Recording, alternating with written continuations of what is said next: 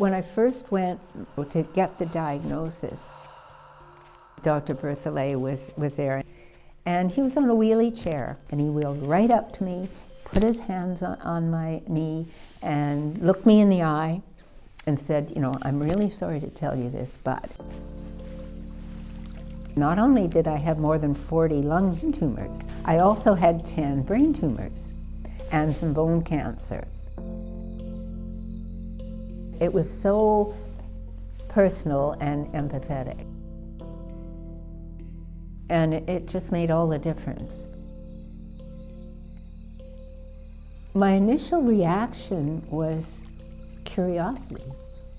I think, oh, I'm going to find out what's over the other side.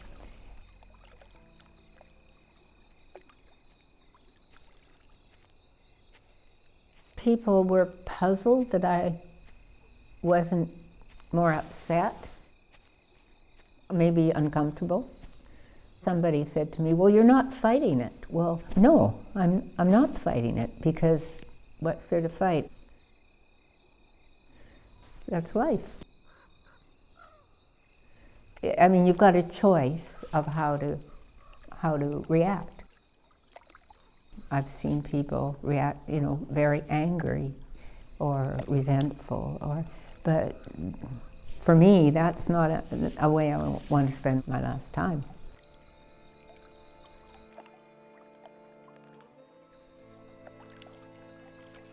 At the end of the day, we are in charge of our own health journey.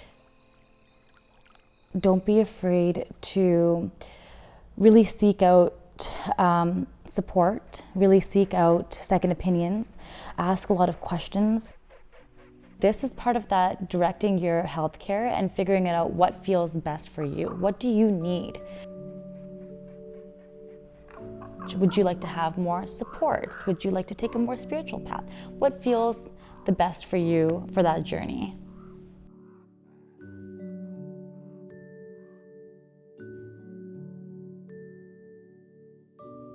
I was diagnosed with congestive heart failure about 4 years ago, actually, almost.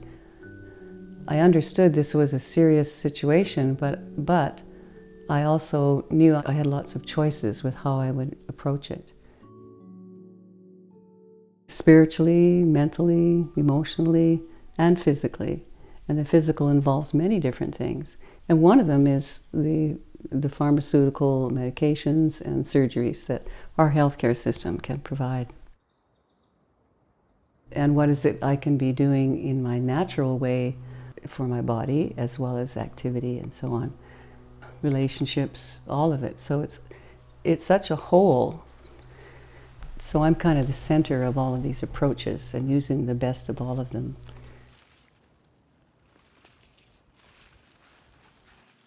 I took my diagnosis as information. Oh, there's a deeper healing to work with here. I wonder what this is teaching me. I wonder what is it I'm to learn. I've understood it as a healing journey.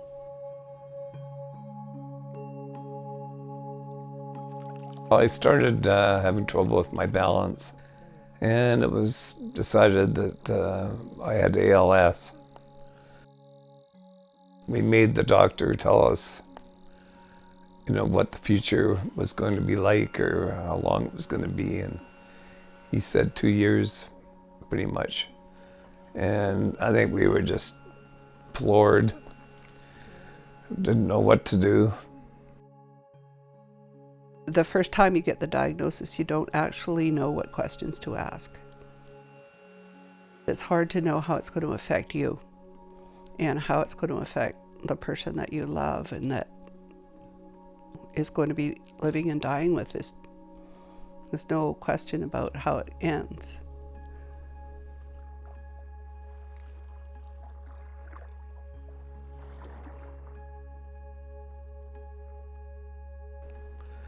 It just seems that every week or two there's another something you can't do. You just see it coming. You can feel it coming. You really do have to do one step at a time and not look too far into the future, not stay in your mind with a horrific end, but to be there for how it is now, and not to even worry about tomorrow, because it'll show up.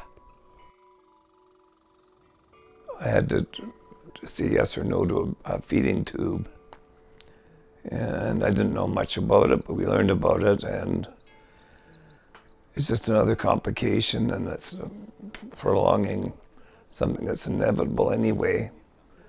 And so I said no to that, which basically if you can't eat, you're not going to live anyway. So I think as the disease progresses, I think it would be more and more inclined to use medical assistance in dying.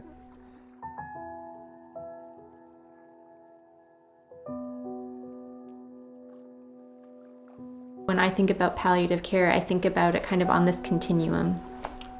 And it can exist at all points of a journey, a healthcare journey, right? And so maybe someone is diagnosed and they're focusing on cure. So they want chemo or surgery and radiation, all that kind of thing. You can still get palliative care while you're focusing on cure to help to manage any symptoms, to help you plan for your future.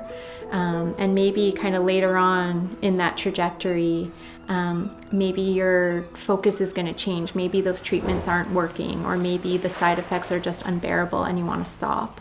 That's another point. You can still get palliative care, and maybe we're starting to focus more on, control of your symptoms and your quality of life, but you're still open to, if there was something reversible with my health, if I needed a blood transfusion to give me some energy and take away my shortness of breath, I'm okay with getting that. So you're still getting some aggressive care, but you can still get palliative care at the same time to help manage your symptoms and give you good quality of life.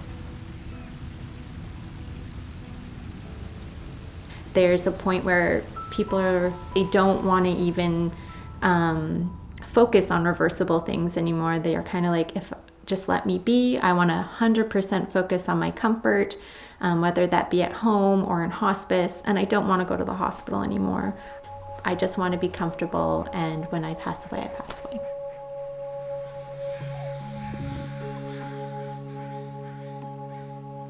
Hope isn't lost. Hope just changes. So maybe we're not hoping for a cure anymore, but we are hoping for a good quality of life. We are hoping that your pain is managed, that you have time with your loved ones. That's quality time.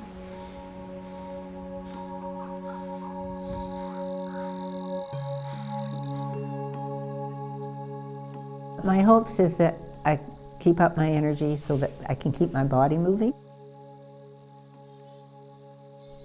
I guess that it won't be too painful, that my death won't be too painful.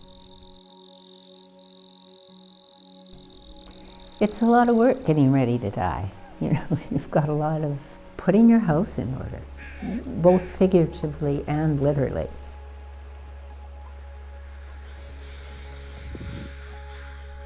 I just hope that it's peaceful and that I can leave everybody happier to have known me than, I don't want them to be upset.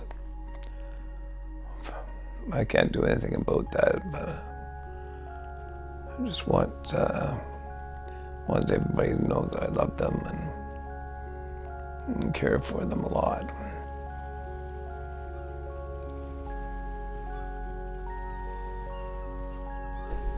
Talk about it. Mm-hmm. Don't have it be the big elephant in the room. Talk about it with your children. Make your will. Let them know what's happening. The most real thing that's going on is death is coming. But then the most important thing is to be living all the time that you have.